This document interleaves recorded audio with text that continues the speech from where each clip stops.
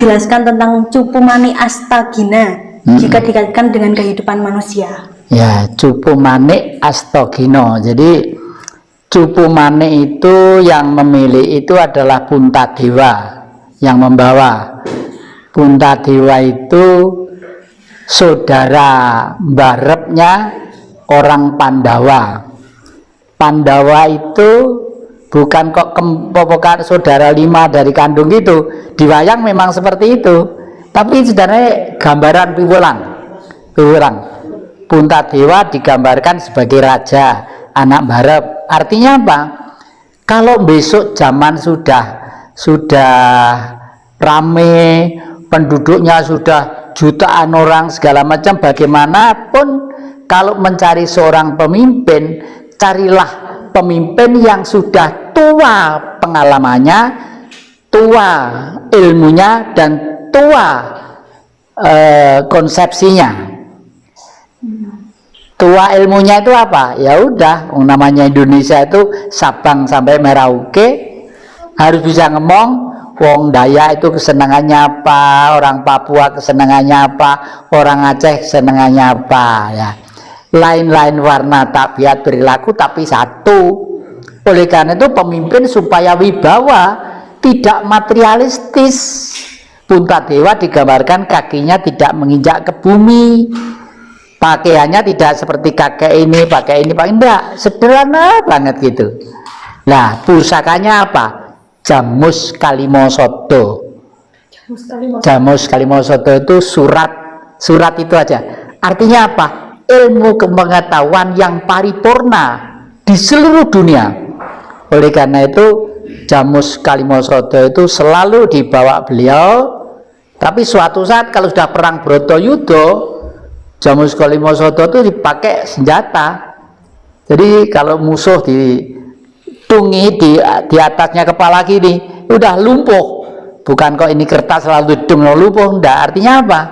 Semua ilmu pengetahuan di dunia yang dilahirkan oleh nafsu yang tidak manusiawi harus kalah dengan kepentingan-kepentingan yang manusiawi. Misalnya, kapitalisme adalah dari kata kapital. Isme adalah paham. Manusianya disebut kapitalis. Nah, mereka mau tidak mau hukumnya mencari untung sebesar-besarnya dengan modal dan ongkos yang semurah-murahnya. Kalau bisa uang 1.000 hari ini pergi ke pasar, biar 1.000 gue jadi 1 juta misalnya. Lek perlu agak dalal ya dilakukan lah. Itu jangan sampai di negeri kita. Kebangsaannya seperti Sena, Bratasena ya.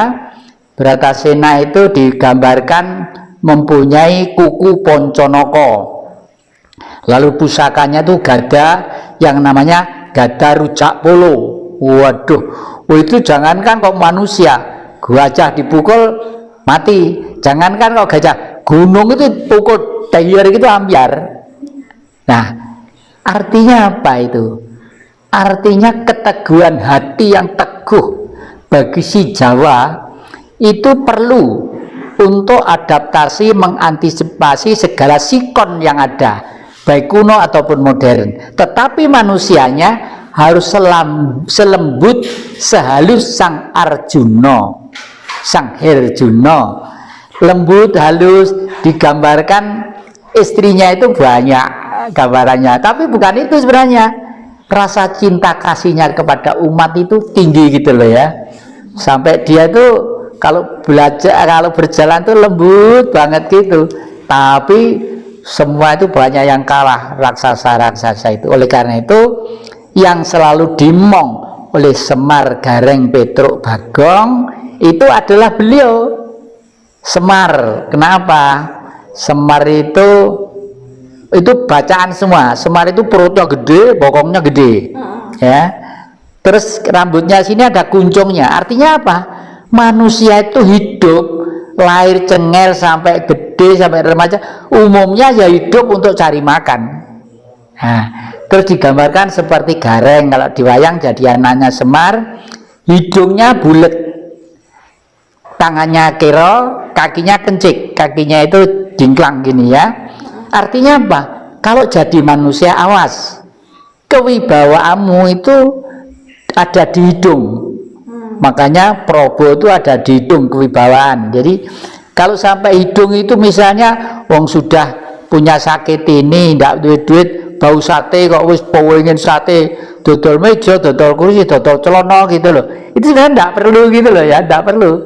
Jadi tangan cekot artinya tanganmu bisa berbuat macam-macam, tapi jangan pek pinek barang ilian. Jangan suka mengambil dari sana yang bukan hakmu, apalagi koruptor ya. Koruptor itu meskipun korupsi uang 10.000 atau 100.000, kalau itu duit kasnya di milik negara, ya sama dengan mencuri haknya orang 360 juta. Harus pikiran dah. Oleh karena itu manusia itu kalau bisa seperti Petruk kantong bolong. Itu bacaan. Petruk itu lehernya itu dawa ya, dudulnya tinggi, aduh bulu menjingnya ini mentol gitu, dan tangannya selalu duding gitu loh. Tangannya duding. Itu sindiran juga. Manusia itu sebenarnya kunci kewibawaannya ada di hidung ya. Bernapas, kalau hidung masih bisa bernapas dengan baik teratur, mungkin tubuh itu segar lah. Tangannya duding. Jangan suka duding punyanya orang, tapi yang 4 itu gegem miliki. Nah, ini sindiran ya, sindiran juga. Lah kalau Bagong itu dibogong. Bagong itu sebenarnya yang lama-lama tidak ada. Setelah masuk ke era Mataram baru itu kok ada peranan yang namanya Bagong ya. Bagong itu dari kata dibogong. Manusia itu kalau bisa selalulah kalau bertemu dengan kawan-kawan yang lain selalu gembira, selalu punya terakhir dengan kegembiraan gitu. Apalagi ini ada kata-kata yang paling populer ya, bunyinya begini: carilah aku di dalam aku berada di dalam aku. Itu maksudnya bagaimana? Ya, misalnya Bapak ini namanya Jati. Setelah di dalam Jati ada ingsun. Kalau ingsun masih benda loh ya. Jati masih benda, daging, kulit, darah, tulang ya. Setelah itu ada ingsun. Kalau sudah ingsun adalah getaran batin dalam. Tapi setelah ingsun ada lagi guru sejati tadi itu. Guru sejati itu. Terus kenapa alasan doa tidak terkabul itu bagaimana? Doa tidak terkabul itu ada sebabnya. Satu, tidak percaya bahwa kita itu adalah orang yang terdalam, tertinggi perasaannya. Padahal doa itu sebenarnya yang membuat terkabul itu perasaannya tadi itu. Yakin enggaknya? Yakin ya. Yakin lalu bahwa kita ini adalah orang yang tertinggi peradabannya. Misalnya begini, bagi bangsa Indonesia itu memang lebih baik berdoa dengan bahasa Indonesia daripada bahasa yang lainnya, dan akan lebih baik, lebih dalam lagi nanti kalau bisa berdoa dengan bahasa Jawa, khususnya bagi orang Jawa ya. Kalau Batak nggak mungkin, Irian mungkin nggak mungkin, tapi mereka Batak, Irian dan sebagainya pakai bahasa Indonesia aja lah ya. Kenapa begitu? Jepang pakai bahasa Jepang, Cina pakai bahasa Cina dan lain sebagainya. Lalu mereka kok sukses hidupnya sebagai negara. Kita ini yang sampai sekarang itu boleh kata tidak sukses, betul-betul berbanding terbalik dari cita-cita kemerdekaan dan cita-cita leluhur itu. Sekarang tipsnya membuka mata batin, Eyang. Bagaimana? Membuka mata batin itu ya satu, mengurangi ambisi untuk mengisi perut. Pokoknya perut itu tidak boleh sampai lapar, tidak boleh sampai tuman terus, ini kudu makan sama ini kudu, tidak usah ya. Pokok makanlah yang tidak merusak jiwa dan raga. Yang memang merusak jiwa itu apa? Ada. Makan makanan sudah orangnya gemuk, kolesterolnya tinggi, suka makan apa ya bangsanya gaje-gaje, bangsa. lagi makannya Hah? ya. Banyak lagi makannya. Nah itu aduh, padahal kita harus tahu bahwa makanan itu apa sih? Makanan adalah bentuk sesuatu yang bereaksi kurun waktu sekian ribu tahun dari material yang jernih dan bersih. Saya ulangi ya, jenis makanan adalah bentuk sesuatu benda yang berasal dari material pokok yang bersih dan jernih. Apa itu? Angkasa tadi itu. Angkasa. Makanya di angkasa itu banyak planet-planet, tidak ada sumbernya, tidak ada di sana, tidak ada sumbernya, tidak ada api, tidak ada kompor, tidak ada orang jual beras, jagung, ya nggak ada. Tapi di sana seger, nggak luwe. Yang pernah tidak sadar selama 3 hari 2 kali.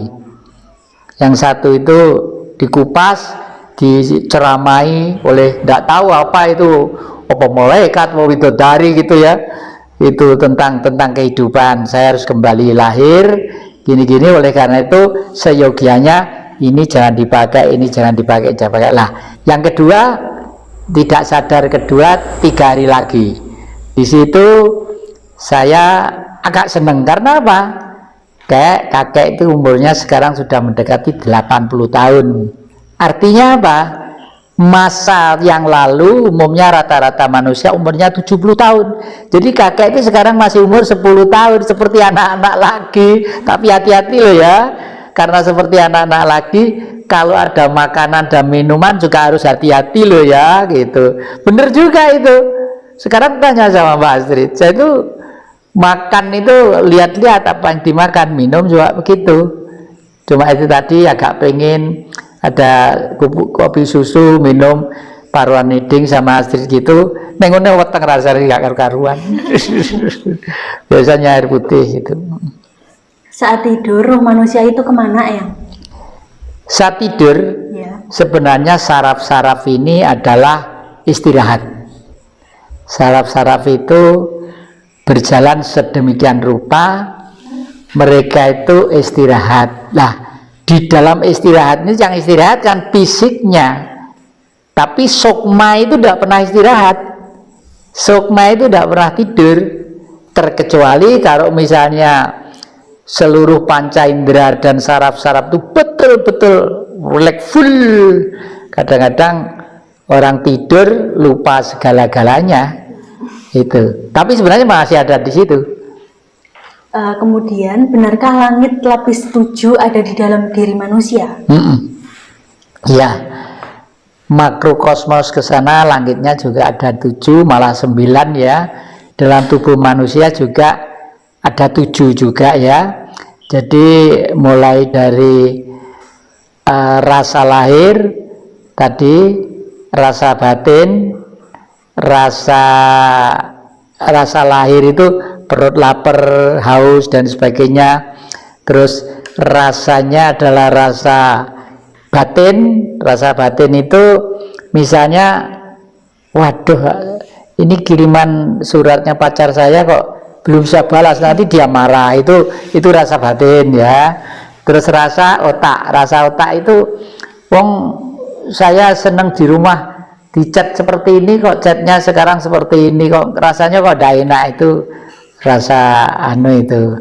Lalu ada lagi rasa rumongso. Rasa rumongso itu saya menerima adik-adik, saya mesti sudah mikir ini sempat makan di jalan atau tidak gitu, makanya jauh-jauh trik, ayo tak tuku telo digawe golek lah, nggak bengi-bengi, jangan sampai adik-adik masuk angin itu ya.